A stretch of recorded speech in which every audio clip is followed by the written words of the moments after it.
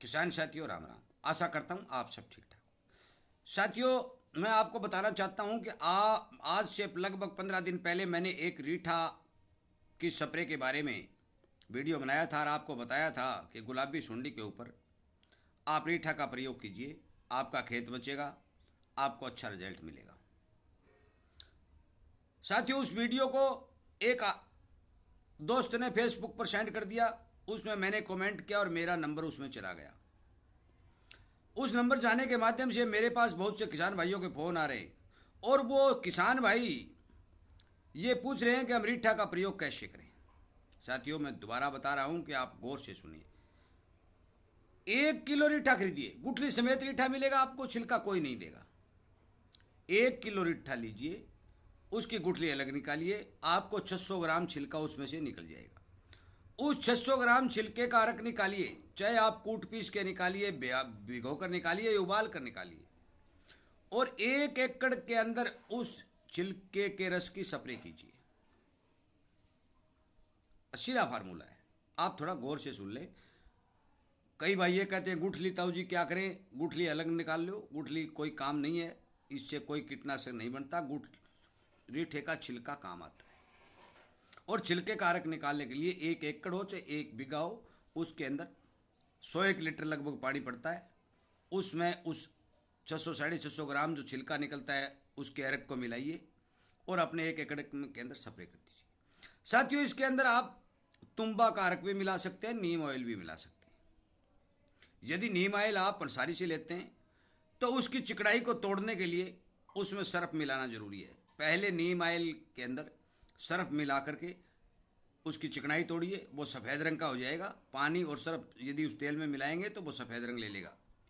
और उसको आप प्रति टंकी के हिसाब से जो भी 200-250 ml किसान डालता है प्रति एकड़ के हिसाब से वो डालते रहिए और स्प्रे करते रहिए। और अब मैं आपको बताने जा रहा हूं कि ये रीठा की स्प्रे जो है गुलाबी सुंडी के ऊपर प्रभावी क्यों है। और क्यों बताने जा रहा हूं, इसलिए बताने जा रहा हूं कि बहुत से किसान भाई कंफ्यूज हो चुके हैं कि ये रीठा कहां से निकल के आ गया, नया कहां से सिस्टम आ गया, और वो ये तरह तरह के विचार उनके दिमाग में आ रहे हैं। साथियों मैं इसी तरह की बातें किसान को समझाने के लिए ये वीडियो बना बना कर आप तक भेज रहा हूँ। नई नई जानकारियाँ जो इस चैनल के ऊपर किसान के लिए दी जा रही हैं उनको सुनने के यदि आप इच्छुक हैं तो आप इस चैनल के साथ जुड़िए, सब्सक्राइब करिए और सामने वाली घंटी का बटन दबाइए। साथियों मैं आपको बता देना चाहता हूँ कि आप अपने दोस्तों तक शेयर जरूर करें ताकि उन सभी को पता चल जाए कि भी ये रीठा किस तरह काम करता है। क्योंकि लगभग उस फेसबुक पेज के कारण या मेरे द्वारा वीडियो बनाए जाने के कारण लाखों आदमियों के पास रीठा की स्प्रे के वीडियो चले गए, तो उन्हें यह भी जरूरी ज्ञान होना चाहिए कि रीठा गुलाबी सुंडी को कंट्रोल कैसे करता है। आप गौर से सुनिए और पूरा सुनिए, 2-3 मिनट में आपको पूरा समझ में आ जाएगा।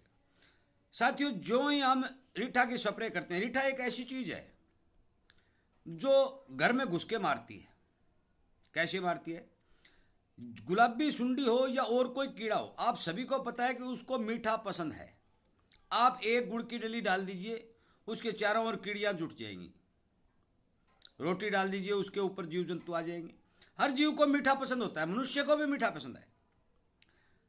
परंतु जब हम रीठा की स्प्रे करते हैं, उसके अंदर तुम्बा कारक मिलाते हैं या नीम ऑयल मिलाते हैं, तो आप मान के चलो तुम्बा का अर्क और नीम ऑयल के अंदर वो क्षमता नहीं होती जो पौधे के अंदर चली जाए, वो पौधे के ऊपर चिपकता है। ऊपर चिपकने के कारण उसका एक दिन असर रहता है और वो असर खत्म होते ही कीट फिर प्रभावी हो जाते हैं, जिससे उस अकेले का रिजल्ट दिखाई नहीं देता। अब बात रही रीठा की। साथियों रीठा का मिश्रण का कीटनाशक बहुत से किसान पहले से बना रहे हैं। आप गूगल पर सर्च करके देखिए, और वो केवल नीम ऑयल, नीम के अर्क में और तुम्बा के अर्क में केवल 50 ग्राम रीठा का अर्क मिला रहे हैं। और वो क्यों मिला रहे हैं?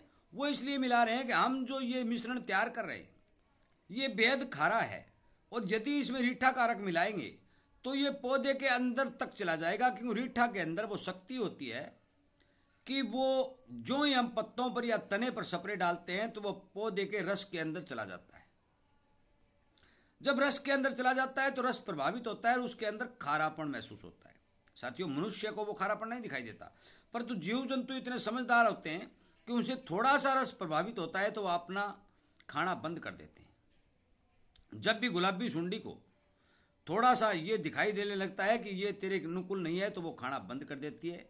इसी तरह जो ही अंडे से बच्चा निकलता है तो वो पौधे के रस के साथ टच होता है, और रस में यदि उसको स्वाद या उसकी इच्छा अनुसार नहीं मिलता है तो आप मान के चलो वो नहीं खाता है और वहीं पर मारा जाता है।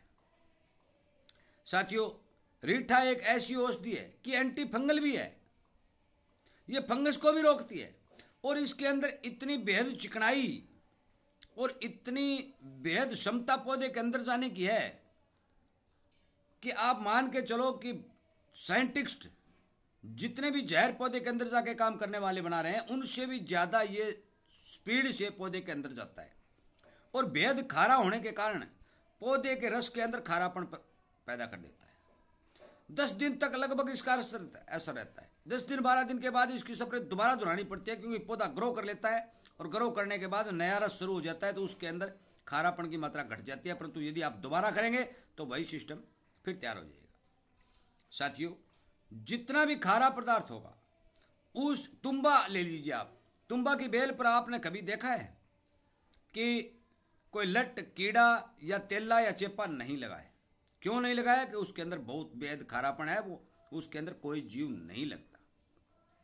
यदि आप अपने पौधे के ऊपर बार बार इस तरह का जीवों को प्रभावित करने वाले अर्क का स्प्रे करेंगे तो वास्तविक के अंदर कीट जो है उस पौधे से दूर भागेंगे। ये मान के चलो आप। मैंने आज लेंस लेकर मैं खेत में गया, मैंने 4 एकड़ के अंदर लेंस के द्वारा देखने की कोशिश की। जिस खेत में मैंने तुम्बा और नीम ऑयल और रीठा और तुम्बा नीम ऑयल तीनों मिक्स करके स्प्रे की, मुझे एक कीड़ा किसी फूल में दिखाई नहीं दिया। मैं आपको बता देना चाहता हूं कि आप नियमित रूप से यदि स्प्रे को करेंगे तो आपको बेहद फायदा होगा, क्योंकि रीठा एक ऐसा औषधीय पौधा है कि जिसका अर्क पौधे के अंदर तक जाता है और उसको प्रभावित करने का काम करता है। ये पुराने टाइम के अंदर शैम्पू बनाने के लिए, बाल धोने के लिए रीठा के झाग जो है हमारे घरों में प्रयोग होते थे, और बहुत से किसान कुछ सालों से रीठा का अर्क मैंने बताया भी इस जैविक कीटनाशक के अंदर मिला भी रहे, परंतु उनकी मिलाने की मात्रा सिर्फ 50 ग्राम रीठा है, परंतु हमें तो 1 किलो रीठा का अर्क डालना है। साथियों, मैं आपको बता देना चाहता हूं कि मैं इसी तरह की जानकारी इस चैनल पर लगातार दे रहा हूं, परंतु फिर भी कुछ किसान भाइयों को जानकारी पसंद नहीं है। उनके पेट में दर्द हो रहा है, पता नहीं उनकी क्या सोच है, क्योंकि रीठा की स्प्रे, तुम्बा की स्प्रे, नीम ऑयल की स्प्रे, ये तीनों ही सब मिलाकर यदि स्प्रे करेंगे या अकेले की कौन सी की करेंगे तो भी आप मान के चलो कि आपकी फसल को पूर्ण रूप से न्यूट्रिशन मिलेगा, क्योंकि रीठा के अंदर भी सभी प्रकार के पोषक तत्व मौजूद होते हैं, तुम्बा के अंदर भी सभी प्रकार के पोषक तत्व मौजूद होते हैं, और नीम ऑयल के अंदर भी सभी प्रकार के पोषक तत्व मौजूद होते हैं। साथियों, रीठा का सबसे महत्वपूर्ण और सबसे अच्छा कार्य ये है कि ये पौधे के रस को जल्दी से जल्दी उसके अंदर मिल जाता है और प्रभावित कर जाता है, और बाकी तुम्बा अकेला नहीं मिलेगा, नीम ऑयल अकेला नहीं मिलेगा, इतना जल्दी काम नहीं करेगा वो। इसमें ज़्यादा चिकनाई होने के कारण, ज़्यादा खारापन होने के कारण ये हर जीव को प्रभावित करता है। मैंने देखा है कि मेरे खेत में, एक पड़ोसी के खेत में जिसने रीठा की स्प्रे करा के, उसमें भी मैंने देख के आया आज, और मैंने उसके नंबर भी देने चाहे, परंतु उसने इनकार कर दिया कि मेरे नंबर मत दे देना, क्योंकि किसान मेरे को बार बार फोन करेंगे, मैं उत्तर नहीं दे सकता। तेला, चेपर, सफेद मक्खी भी उन खेतों में नहीं है। अब मान के चलो कि मैं जो रीठा के काम करने का तरीका जो बता रहा हूं वो तरीका सही है, सच्चा है। आप नेट के ऊपर, मेरी बात से आप सहमत नहीं है, चलो कोई बात नहीं, आप नेट पर सर्च करिए, देखिए, गूगल एक सबसे बड़ा दोस्त है। इस तरह कुछ किसान भाई बेतहाशा बिना मतलब की बात करके किसान को भ्रमित करना चाहते हैं।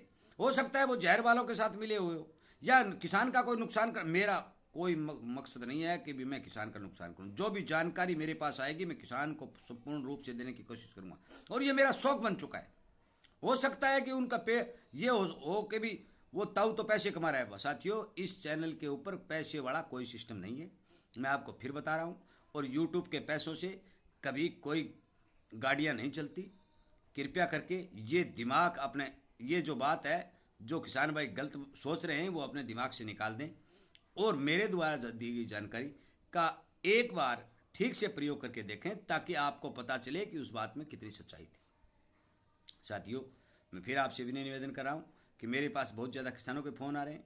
कृपया करके इस वीडियो को ज़्यादा से ज़्यादा शेयर करें और उन अपने यार मित्र बेली सबको बताएं, ताकि वो कंफ्यूज न हों और बार बार फ़ोन न करें, क्योंकि एक आदमी हज़ारों आदमियों के फ़ोन नहीं उठा सकता। कृपया करके मेरी बात पर ध्यान दें। इसी तरह की जानकारी आपको मिलती रहें, इस बात के यदि इच्छुक है तो आप इस चैनल के साथ जुड़ जाएं। आपको समय समय पर ये वीडियो उपलब्ध होते रहेंगे, आप सुनते रहेंगे और आप यदि इन पर काम करेंगे तो आपका, मैं मानता हूं कि भरपूर फायदा होने की पूरी पूरी संभावना बनेगी। साथियों, वीडियो सुनने के लिए, चैनल के साथ जुड़ने के लिए, किसान हित में काम करने के लिए, लाइक और शेयर करने के लिए आपका बहुत बहुत धन्यवाद। यदि आपका कोई प्रश्न है तो आप कमेंट के माध्यम से मेरे को भेज सकते हैं, मैं उत्तर देने की भरपूर कोशिश करूँगा। आपका बहुत बहुत धन्यवाद।